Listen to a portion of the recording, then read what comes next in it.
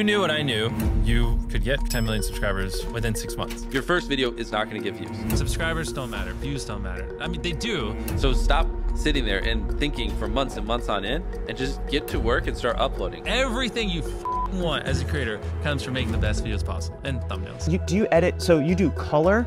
You do I don't color sound? anything. I you do don't straight color from anything. camera. So, but you do sound on the way? yeah. You're not planning the narrative arc No. ahead of time? No. So when you start shooting, you don't know where it's I have going. an idea. So you edit, and that's a way. So you know what this reminds me of? There's some people that say writing is thinking. When you write, it helps you think. And for you, editing is thinking. Hello? What up? Bro, what's up, man? Yo! Dude, no way you got the iCarly background. So I see you left me on red again. I would say I'm shocked, but I'm not. You've broken me again. So I'm just gonna go. Cry alone over here. Left on red again because of you. I'm here to expose and tell the truth. What you've all been waiting for, what everyone deserves to hear, no more lies, this is it.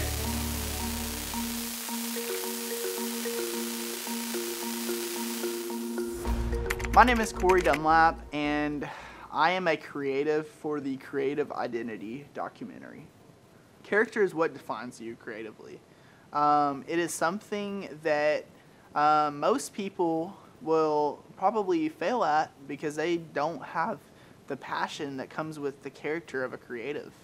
I think a lot of creatives now who go through life working towards a position or a different thing, whether that's a job or a position or maybe in social media, they don't have the passion that it takes to become a creative that is in their character.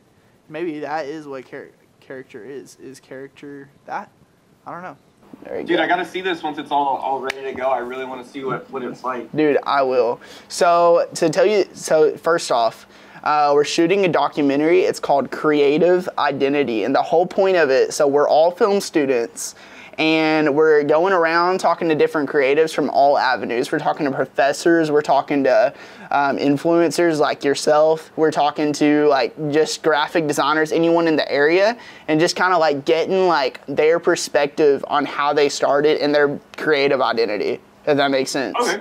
So I already showed you the questions, but the first question, Nathan, is what do you do creatively currently? Like, what is your occupation? So my occupation, I really would just say social media content creation, because that consists of so much. It's like such a broad thing. I mean, I create on TikTok. Actually I have 2 different accounts on TikTok. I create on Instagram. I create for Snapchat, which is a lot of work, by the way. Don't let anyone tell you it's not. I create on Twitter, of course, YouTube, like literally anything that can be posted on. For the most part, I'm there. Every single day, I gotta show up. That's awesome. That's so cool. So I want to know your story. Like, you came from my hometown, so it's really weird just knowing that you came from the same area that I grew up in. So I'd really like to know just how you got there, your inspiration, all of that. Dude, yeah. So actually, it's really simple. So I was born in Seattle, Washington.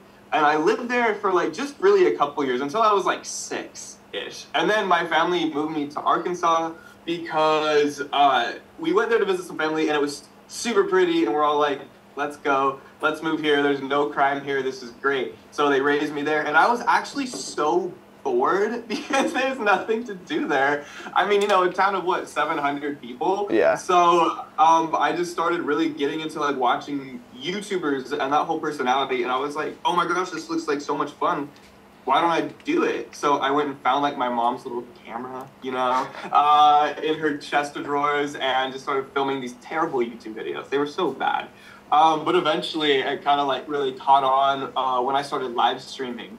So I started live streaming on like an app that's like long gone now, but it was called YouNow. And that really like took off for me. And from there I actually like started touring. So that took me from Hardy to like literally everywhere in America. I was supposed to be in LA for like 1 week to shoot an episode on a show that I was on.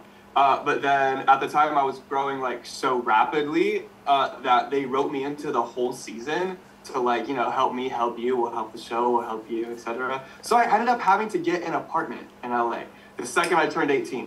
And I was living out of hotels for like a month because I was filming a whole season of a show. And then after that, I lived in LA for 2 years. It drove me crazy, but I made a lot of good connects there. Left LA, went back to Hardy during the pandemic, moved kind of to Central Arkansas for a few years, like the Little Rock area, because it was close to an airport, you know, and it was closest to family. And now I live in Tennessee, and I bought my first house, and this is where I'm at. Yeah, so, I mean, I wouldn't say I was like super bullied in high school, but I did social media before it was cool, you know? Like, people weren't really on socials like that. Like, they would post on Instagram and Facebook. But that was, like, back in the days when Vine was just coming out. I was, like, on Vine and doing stuff like that. And people kind of try to befriend me and, like, ask me to repost them or whatnot. And I was like, no, sorry. Like, it's not. And then they were kind of, like, hateful about that. I would leave the room and I could hear them, like, yelling stuff about me, like, just like, you know, what the heck is the point of that, you know? But now they reach out to me, so I win. But no, yes, people can just be cruel for no reason. And like getting to the point, I guess, where I am, it definitely took a lot. I mean, like I had to leave school a year early. Highland, the school that Kori and I graduated from, actually had to create a program for me because there was no program like to do high school online through our school at the same time because it was just such like a new thing and it was like a small high school. So we looped it in through the college and I had to do high school, college, social media, and I was actually touring at the same time. So I had to do all four of those things. I remember I would like wake up and like do my schoolwork and then go do a meet and greet for like 5 hours and then drive to the next city, and like I still had to submit all my assignments, so like that was hard. And then even before that, like coming up, I would have to like leave hanging out with my friends or say no to so many things. Like I never even went to a school dance because I was just like so focused on building what I want to do. The whole come up is just, I think that's the most fun part. It's the roller coaster. There was a point where I thought everything was going so far down, and then my manager reached out to me, who is still my manager today, and it was in like 2015. He brought me to this event in DC where a bunch of people like me got together and were creating. And if it wasn't for that event, it wouldn't have snowballed me to where I am now. I wouldn't have met all the connections. I wouldn't have met the people that were at the same point as me then, that are so big now. And then we all toured together and grew off each other. And he was able to call in favors. And it just, it's such a crazy world. You know, there's so much that goes on behind the scenes, way more than just picking up your phone and posting a photo.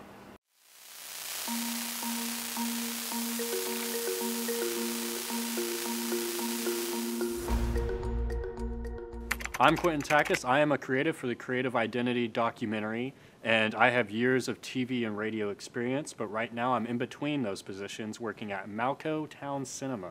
So when it comes to creative identity, I'm not really sure what it is, other than maybe it's a drive that people have. But even then, it can't be considered a drive. I'm not really sure. I don't really know. I'm Ross Willett, and I am the creative director at KJNB TV in Jonesboro.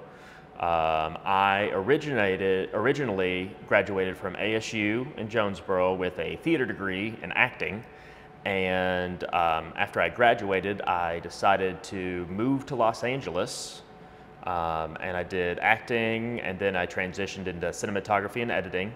And then during the pandemic, I moved back to Jonesboro, and yeah, been here ever since. So my journey, I feel, is kind of like one of those graphs where it's like, you know, success, it's not linear, it's kind of like a squiggly line sort of thing. To me, that's what my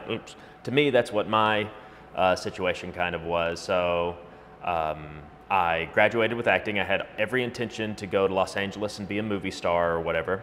And when I got there, I got headshots, you know, waited tables to make ends meet. Lived in a crummy apartment in North Hollywood, at least initially. And I was doing, you know, the acting thing for a few years, just auditioning.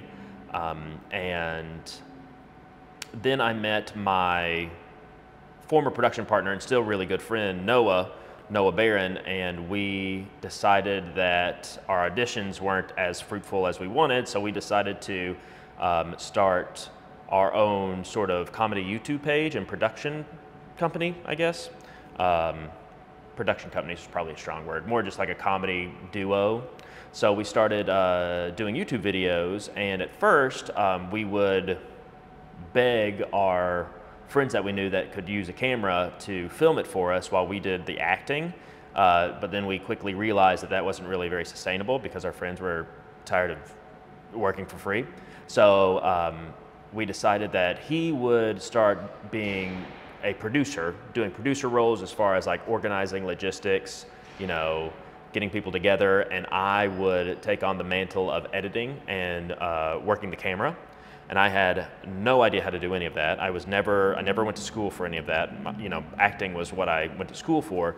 So then I just started looking on YouTube, and I just Googled YouTube videos to learn how to edit, and then the basic camera work, that's what I did. I had a friend who was a comedy buddy, but he also worked for G3, G4, I can't remember what the name of it is. It's basically like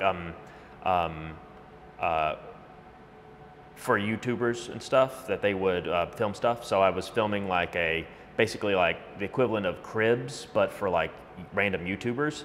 And he's like, oh, can you have work a camera? I'm like, oh, sure. So he's like, cool, you're hired for tomorrow. And it was like $250 for the day. I'm like, to me at that time was like a fortune. I was like, sure. And I just like stayed up all night trying to learn how to work my camera enough. And I just kind of like faked it. And then I think I was around 30 when I decided to no longer wait tables or anything and just focus totally on camera and editing work. And then I was pretty, you know, I would say successful. I was getting lots of work. I was making more than I was waiting tables at least, and I was doing something that I enjoyed. At that point, I kind of thought that acting as far as auditioning and things wasn't for me. I still had the dream of like maybe somebody would see one of my sketches and be like, oh, we'll make a new TV show for you or something, which didn't happen obviously, but that was kind of the goal at the time. But then I started to financially be more successful with cinematography and editing, especially when I started working at a company called Whale Rock. And at Whale Rock, I was hired on as a freelance editor and then eventually camera operator for the Kardashian apps. For a couple of years, the Kardashians had, you know, personalized apps for like, you know, Kylie Jenner or, you know, Kim or whatever. So I was doing that and making very good money, like kick-ass money. And also still trying to work in doing sketches and things. And that's when, you know, around the time where I decided that I did not want to do acting any longer. And I kind of parted ways with my comedy production partner, Noah, and just focused exclusively on camera and editing. But since I was freelance, you know, they stopped doing those apps, and then I was just, you know, doing freelance when I could. And yeah, creatively with the Kardashians, not very thrilling or interesting, but I actually had a really, really wonderful, fun time because we had an editing bay with lots of editors. So there's like 12 editors. So I learned an astronomical amount because I was able to ask, you know, my editing buddy is like, oh, what's the hotkey for this random thing I want to do? Because I have to do this one button 1,000 times a day. And they're like, oh, it's just this. And that's way easier than, you know, looking on YouTube to be like, how do I do the thing of the thing? And then also, they had really good gear at the time, you know, great Sony cameras, and I was able to learn a whole bunch about cameras and just kind of balloon from there. And then basically the pandemic hit, and I was kind of feeling like moving back to Jonesboro anyway, just because I'm originally from Jonesboro. And I was missing friends and family, and you know, the cost of buying a house in Southern California is, you know, $1 million. And I was like, that's a little too much for me. So I was planning on moving back anyway. And then the pandemic happened and I just expedited that journey. So I moved back to Jonesboro. At first I was trying to do more real estate stuff. And at the time I was editing remotely. I did a few like political commercials here. And then I took a break from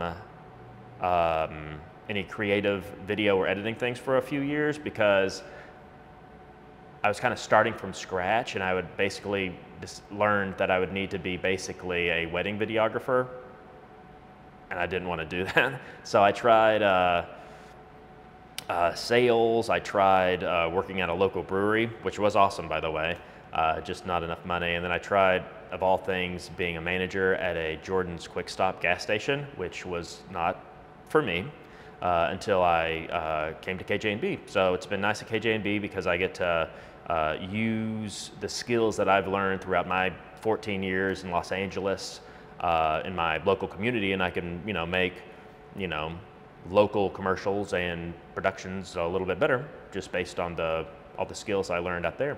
So, so far, so good.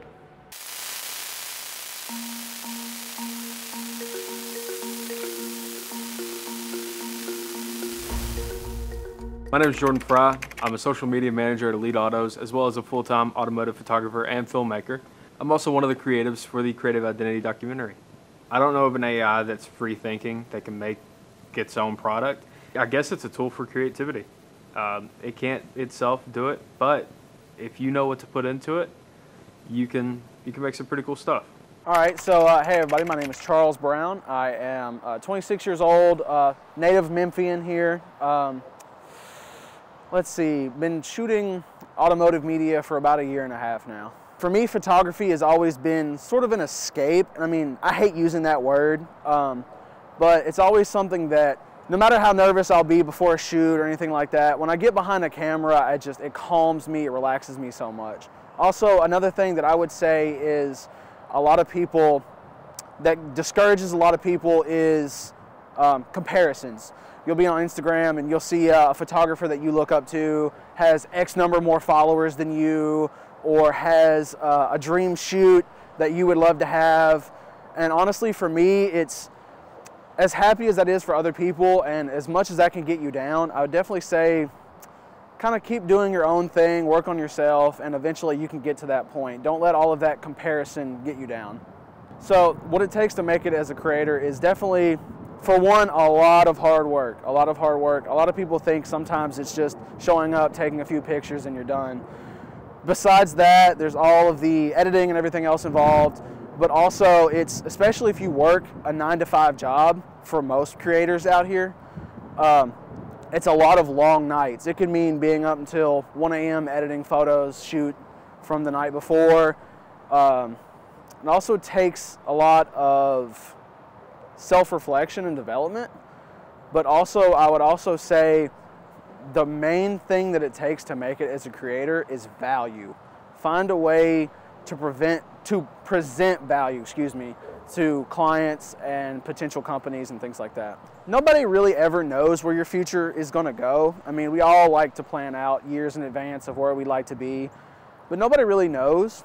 As far as future in a ever-changing market, just kind of find your own lane. Find your own style that you like. Obviously adapt to different apps. I mean, Instagram used to be the king, but now so many people are doing TikToks. There's another one I can't forget right now.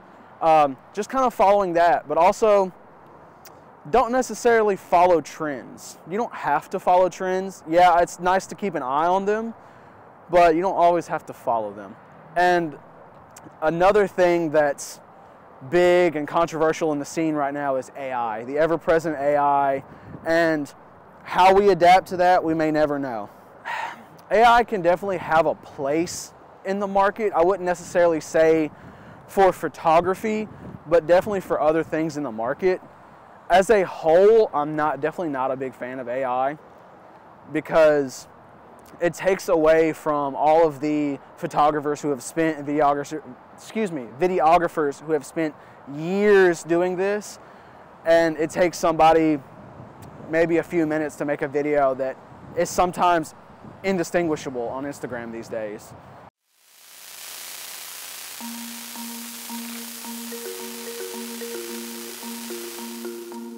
Doubt. I feel like I have doubt. I feel like as a creative, I don't really know what I'm doing. I feel like it's something that I just kind of have to have faith in my abilities and my skill to really just work on. And I don't know, I'm kind of scared that later on in life I'm gonna fall down and I don't really know what to do, how to pick myself up. I feel like as a creative it can be a struggle sometimes, and I don't really know what to do about it, to be honest with you. I don't know what to do. Hey there, my name is Morgan Blankenship. I am a full-time creative associate here at Central Baptist Church. I do a little bit of photo, a little bit of video, some graphic design, just the whole full spectrum of the creative world. So if you are interested in getting into the creative world, I don't have a whole lot of advice for you because I got here in a pretty non-traditional route. I can't tell you to go get this degree or, you know, take these classes.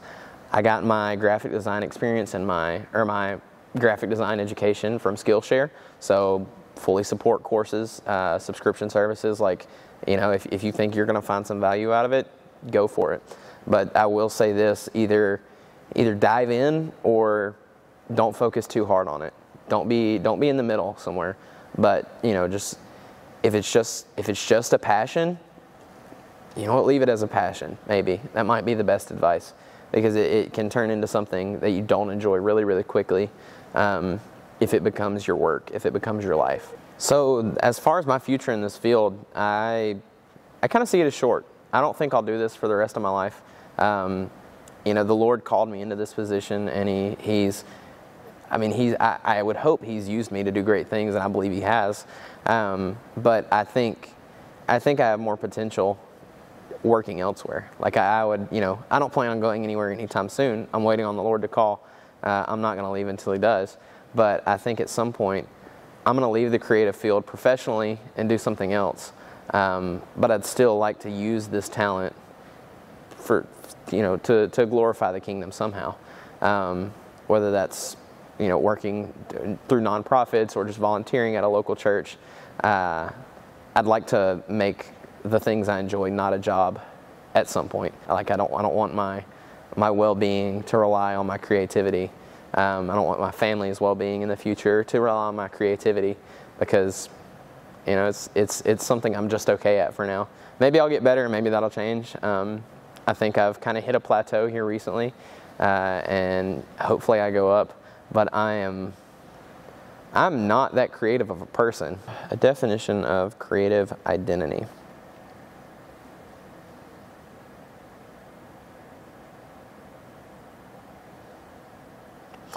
I guess that's a tricky question. To define creative identity, it's especially tricky for me, I feel, because, I mean, you just heard me say, I'm not that creative of a person. Like, yeah, I have some cool ideas, but I don't see myself as creative, and I'm okay with that. I don't think that's, you know, a major issue. It's a block sometimes, but, you know, it is what it is. But if I had to define creative identity, I know what I would not define it as. I would not define creative identity as the work you produce, because the work you produce is going to scale. Like, I wouldn't define my creative identity by the first couple videos that I ever made. Like that would just be, you know, and it'd more be my passion to make those videos. It would more be, you know, the drive to create, the drive to make, rather than what I make, because I'm not defined by what I produce, what I make. They help define my creative identity, because you kind of see some of my personality and some of my drive through my work, but they're not the answer. So I guess it's more an antithetical answer than a true answer. I don't know what creative identity is. I'm still trying to find mine.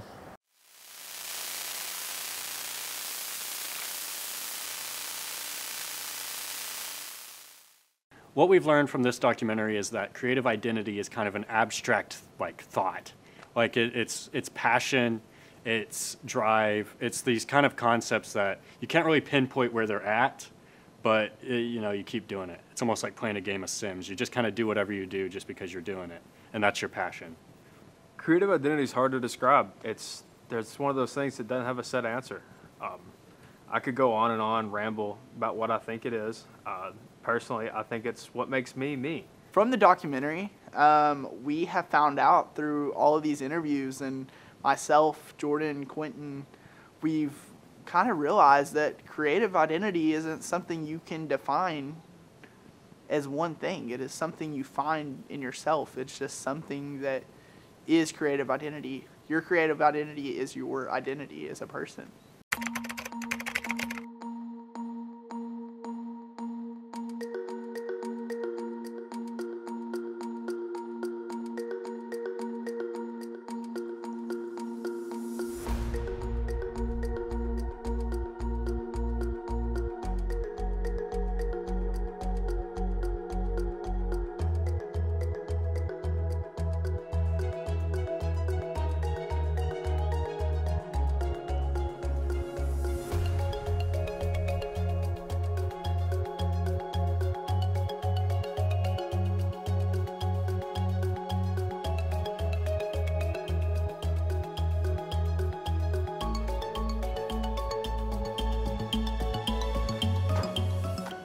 Jordan, where's the door? It's supposed to be right there. I drew it in with the magic marker. You were supposed to cut it out with the power saw. I was gonna. We'll go cut it out with the power saw. All right, man.